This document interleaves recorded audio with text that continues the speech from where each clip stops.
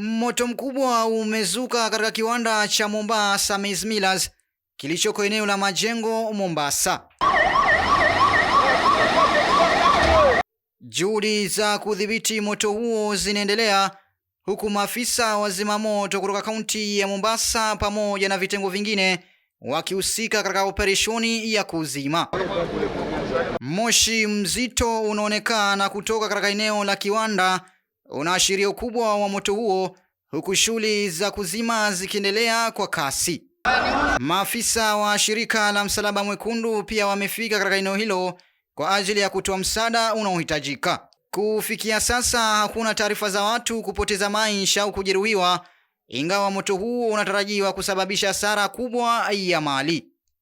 Kuanzia mwendo wa saa 1 asubuhi moto umeweza kuzuka hapa katika kiwanda cha Mombasa Maize Millers kilichoko hapa eneo la Majengo katika kaunti hii ya Mombasa, na kufikia sasa juhudi za kuzima moto huu zinaendelea, ikiwemo maafisa wa zimamoto kutoka vitengo tofauti wameweza kuwadia hapa. Pia vile maafisa wa vitengo vya dharura kama vile Msalaba Mwekundu wameweza kufika katika eneo hili.